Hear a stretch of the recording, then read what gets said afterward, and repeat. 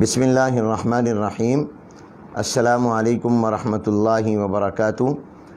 دینی مدارس و جامعات کے محتممین اور منتظمین سے دو اہم گزارشیں کرنا چاہتا ہوں۔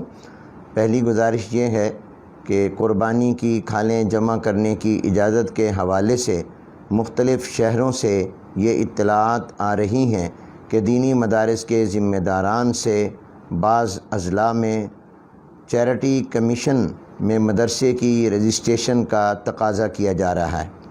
اس سلسلے میں یہ بات واضح طور پر یاد رکھیں کہ مدارس تعلیمی ادارے ہیں، کوئی خیراتی ادارے نہیں، اور وفاقی وزارت تعلیم حکومت پاکستان کے ساتھ 29 اگست 2019 کو اتحاد تنظیمات مدارس پاکستان کا جو معاہدہ ہوا ہے، اس کی روح سے مدارس و جامعات کی رجسٹریشن وفاقی وزارت تعلیم کے تحت ہوگی، جس کی تفصیلات اور طریقہ کار کو طے کیا جا رہا ہے۔ اس لیے مدارس کی رجسٹریشن چیریٹی ایکٹ کے تحت چیریٹی کمیشن میں نہیں ہوگی۔ اس معاہدے کی کاپی تمام مسئولین وفاق کے پاس بھی موجود ہے اور وفاق المدارس کی ویب سائٹ پر بھی موجود ہے۔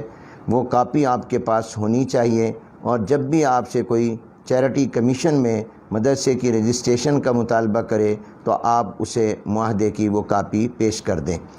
دوسری گزارش یہ ہے کہ اس بات کی کئی دن سے میں کوشش کر رہا ہوں کہ کرونا وائرس کی وجہ سے جو معروضی صورتحال ہے، اس میں مدارس و جامعات کو قربانی کی کھالیں جمع کرنے کے لیے نیا NOC لینے کا پابند نہ کیا جائے، کچہری اور دفاتر کے چکر نہ لگانے پڑیں۔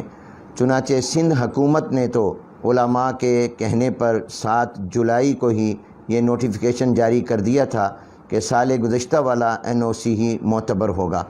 میں اس سلسلے میں حکومت پنجاب کے ذمہ داران سے، متعلقہ اداروں کے ذمہ داران سے مسلسل رابطے میں ہوں۔ آپ مدارس کے محتممین اور منتظمین انتظار فرمائیں، انشاءاللہ بہت جلد یہ مسئلہ حل ہو جائے گا، اور انہوں نے یقین دہانی کرائی ہے کہ پنجاب میں بھی یہ نوٹیفیکیشن جاری کر دیا جائے گا کہ گزشتہ سال والا NOC ہی معتبر ہوگا، نئے NOC کی ضرورت قربانی کی کھالیں جمع کرنے کے لیے نہیں ہوگی۔ اس لیے میں آپ سے درخواست کرتا ہوں، آپ پریشان نہ ہوں، اور آپ اس مقصد کے لیے کچہری کے اور سرکاری دفاتر کے چکر نہ لگائیں۔ آپ انتظار فرمائیں اور دعا کریں کہ یہ مسئلہ بخوبی حل ہو جائے۔ مجھے امید ہے کہ انشاءاللہ بہت جلد یہ پریشانی دور ہو جائے گی۔ وعلیکم السلام ورحمۃ اللہ وبرکاتہ۔